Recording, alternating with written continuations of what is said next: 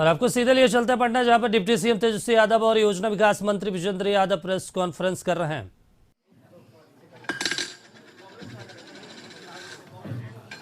ले लीजिए।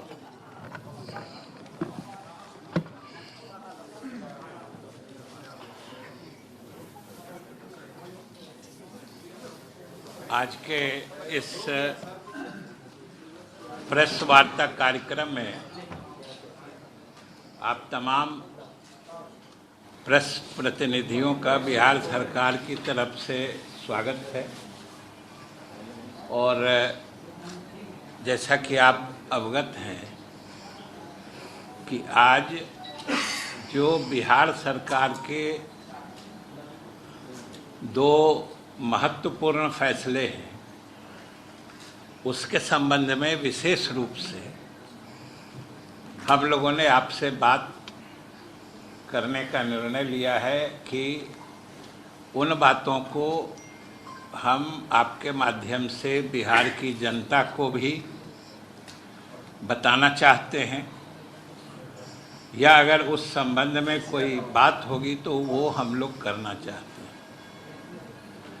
इसमें सबसे पहली बात जो बिहार सरकार और मुख्यमंत्री नीतीश कुमार जी के तरफ से बिहार के हित में और बिहार के लोगों के हित में लगातार समझिए कि पिछले लगभग 13-14 वर्षों से उठाई जा रही है, वो है बिहार को विशेष राज्य का दर्जा देने की बात। और ये आप सब न सिर्फ जानते हैं बल्कि आप लोग साक्षी हैं कि ये कोई बिहार की तरफ से या मुख्यमंत्री के तरफ से कोई नई बात या नई मांग नहीं है, लेकिन वर्तमान परिप्रेक्ष्य भी इसका बहुत मजबूत है। आपको लगेगा कि फिर से हम लोग क्यों शुरू कर रहे हैं, इसके भी कारण है कि आप सब जानते हैं कि अभी हम लोगों ने इस देश में न सिर्फ पहली बार बल्कि ऐतिहासिक रूप से जो आज तक पूरे देश में कहीं नहीं कभी नहीं हुआ था, विस्तृत जातीय गणना का काम पूरा कराया है। और जैसा कि मुख्यमंत्री ने कहा था कि इसमें न सिर्फ अलग अलग जातियों के लोगों की वास्तविक संख्या का आंकड़ा निकला है, बल्कि अलग अलग व्यक्तियों एवं उनके परिवारों के सामाजिक आर्थिक स्थिति से संबंधित आंकड़े भी स्पष्ट रूप से संकलित किए गए हैं। और ये मैं फिर से दोहराता हूँ कि ये देश में पहली बार हुआ है। आपको मालूम है कि अगर एक आंकड़ा जाति का कहीं हम लोग किसी आंकड़े का हवाला देते थे तो वो 1931 की जनगणना थी। उसमें भी आप देखिएगा, या आप में से बहुत सारे लोगों ने देखा होगा कि वो भी इतने विस्तार से नहीं था कि जिस ढंग से हम लोगों ने अलग अलग जाति समूहों, फिर उसमें भी अलग अलग जातियों की गणना की है। इसलिए इसके दो पक्ष हैं कि एक तो विभिन्न जातियों की वास्तविक संख्या निकलकर सामने आई है, और दूसरा है कि विभिन्न जातियों के अलग अलग परिवारों की आर्थिक सामाजिक स्थिति का भी आकलन हुआ है, और अलग अलग जातियों में गरीबी की क्या स्थिति है उसके भी स्पष्ट आंकड़े आए हैं कि हर वर्ग में कितने प्रतिशत लोग गरीब हैं, ये भी स्पष्ट आंकड़ा है। और कुछ लोग इसके बारे में कुछ बात करते थे तो इसकी प्रामाणिकता, जिसको ऑथेंटिसिटी कहते हैं, इसी से आप समझ सकते हैं कि हम लोगों ने जो उसका मापदंड बनाया था कि किसी परिवार की कुल स्रोतों से आय अगर मासिक 6,000 रुपये से भी कम है तो हम लोगों ने उसको गरीब माना है। और आंकड़े आपको दिए जा चुके हैं कि वो लगभग 34.1% पूरे बिहार का फिगर है।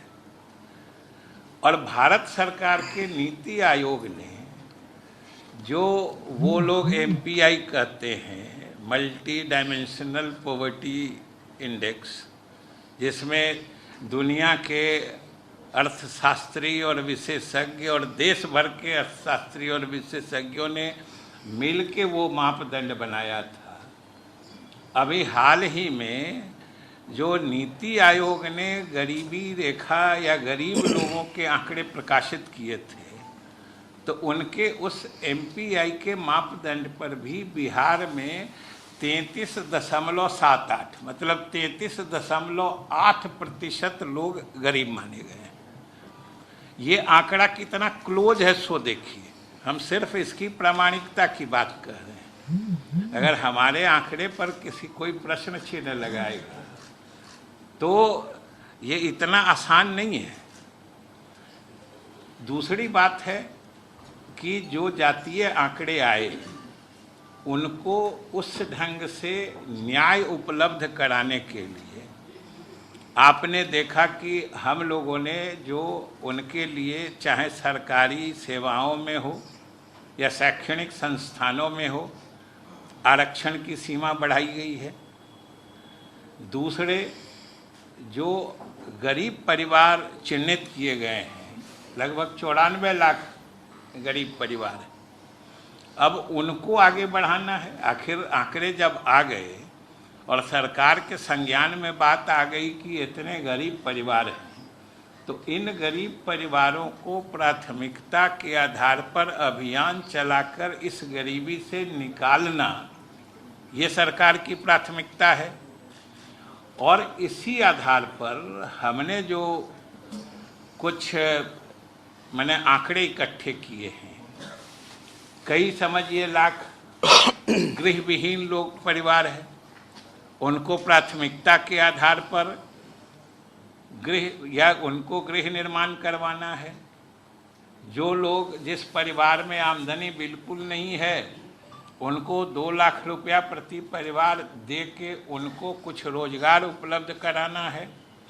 इन सब चीज़ों का जो आकलन किया गया है, तो लगभग समझिए कि इन सब चीज़ों को करने में 2.5 लाख करोड़ रुपए की आवश्यकता है, जिसको बिहार सरकार 5 वर्षों की अवधि में पूरा करना चाहती है।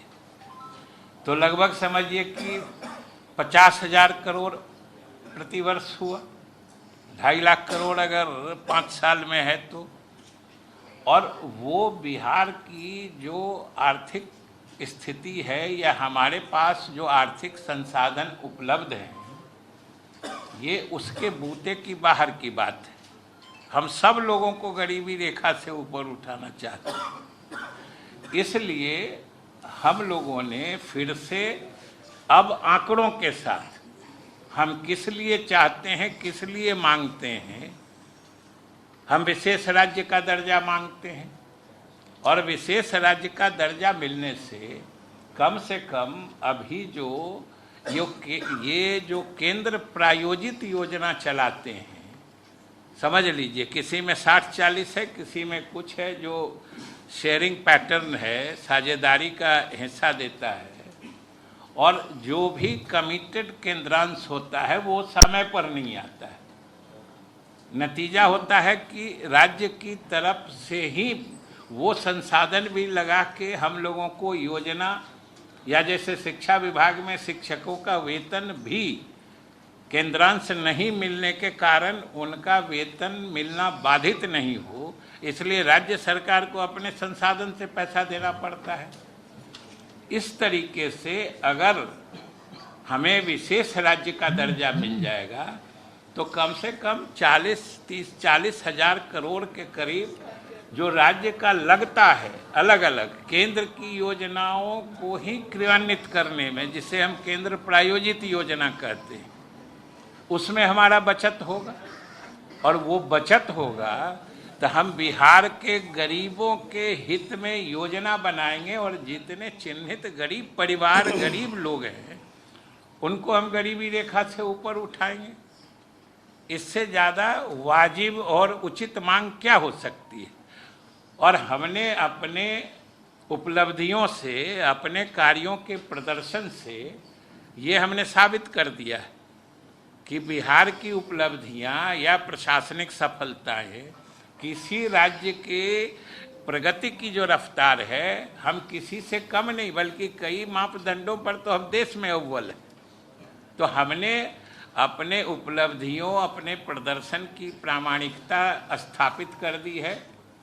अब हम विशेष सहायता, विशेष राज्य के दर्जा के रूप में चाहते हैं, जिससे कि हम बिहार के गरीबों का कल्याण कर सकें। वर्तमान प्रासंगिकता इस मांग की यही है कि अब आंकड़े से ये बात प्रमाणित हो रहा है कि बिहार को इसकी आवश्यकता है। दूसरी बात जो हमारे मंत्रिपरिषद ने निर्णय लिया है, जिन दोनों बातों के परिप्रेक्ष्य में आज हम लोग आपसे बात कर रहे हैं, दूसरा है कि आपने देखा है कि आरक्षण की सीमा जो हम लोगों ने बढ़ाई है, उसको हम लोगों ने मांग की है कि इसको संविधान के 9वीं अनुसूची के तहत डाला जाए। वो इसलिए हमने कहा है कि 9वीं सूची में डाल देने से इसमें अनावश्यक कानूनी या न्यायालय में पेचीदगी फंसाने का या इसको उलझाने का मामला वो नहीं हो पाएगा। और ये इतिहास गवाह है कि अभी तक तो उसमें कितना 280-84 कानून डाले गए हैं जिनको न्यायिक समीक्षा से बाहर रखी गई है। और 9वीं अनुसूची का गठन ही संविधान में इसी परिप्रेक्ष्य में हुआ था कि कोई प्रगतिशील कानून बनाने के लिए, चाहे राज्य के जो नीति निर्देशक तत्व हैं संविधान में, उनको क्रियान्वित करने में अगर किसी मौलिक अधिकार का भी हनन होता है तो वो जो संविधान में हमने व्यवस्था की कल्पना की है सामाजिक न्याय की, वो उसके तहत उचित होता है। और ये उच्चतम न्यायालय ने भी माना है। इसीलिए 9वीं अनुसूची का गठन ही यही इसीलिए हुआ है। और उसमें अभी तक, और बिहार के साथ तो ये सौभाग्य रहा है कि उसमें पहला कानून भी इसी प्रदेश का गया था जब श्री बाबू ने जमींदारी उन्मूलन कानून बनाया था। ये 1951 की बात है जब इसका गठन हुआ था। पहला संशोधन है संविधान का, 9वीं अनुसूची का संविधान में जोड़ा जाना, ये अपने संविधान में पहला संशोधन हुआ था। और उसका कारक भी बिहार विधानसभा या बिहार की सरकार ने जो जमींदारी उन्मूलन कानून बनाया था वो हुआ था। तो हम लोग ये चाहते हैं कि ये जो गरीबों के हित में न्याय करने के लिए जो पिछड़े वंचित, चाहे दलित, महादलित, पिछड़े, अति पिछड़े हैं, अल्पसंख्यक हैं, या सवर्णों में भी जो गरीब लोग हैं, उनको न्याय दिलाने के लिए जो सरकार काम कर रही है उसको अनावश्यक न्यायिक पछड़े में न फंसाया जाए, जिससे गरीबों को न्याय दिलाने में दिक्कत हो। इसीलिए हम लोगों ने इस कानून को, जो हम लोगों ने अभी पास किया है, इसको जो अभी परसों तरसों अधिसूचित भी हो गया महामहिम की सहमति मिलने के बाद, इसको हम लोगों ने मंत्रिपरिषद के निर्णय से भारत सरकार से अपील किया है कि इसको 9वीं अनुसूची में डालने के लिए आवश्यक संविधान संशोधन किया जाए। और वैसे भी भारत सरकार तो कहती है कि भाई हम लोग भी पक्ष में हैं, भाजपा भी कहती है कि पक्ष में है। और जब सब लोग पक्ष में ही हैं तो 9वीं अनुसूची में नहीं डालने का भी कोई कारण नहीं होना चाहिए कि सब लोग पक्ष में हैं, तो कितने पक्ष में हैं, कितने दूर तक इस बात को मानते हैं, वो तो अब देखने की बात है। फिलहाल हम लोगों ने इन्हीं 2 चीज़ों के लिए विस्तार से आपको अलग से बताने के लिए, जो दोनों चीज़ों का परिप्रेक्ष्य क्या है, हम लोगों ने आपको आमंत्रित किया है। हम समझते हैं कि आप भी इससे सहमत होंगे और आपके माध्यम से बिहार के लोगों को या देश के लोगों को हम ये संदेश देना चाहते हैं। और मुख्यमंत्री जी तो बराबर कहते हैं कि भाई बिहार ने तो कर दिया है, अब आप पूरे देश में करिए, जहाँ नहीं होगा वहाँ के गरीबों पिछड़ों के प्रति न्याय नहीं होगा, इसलिए पूरे देश में होना चाहिए। इन्हीं शब्दों के साथ अब हम माननीय उप मुख्यमंत्री जी से अनुरोध करेंगे कि वो भी आपको अपनी बात कहें।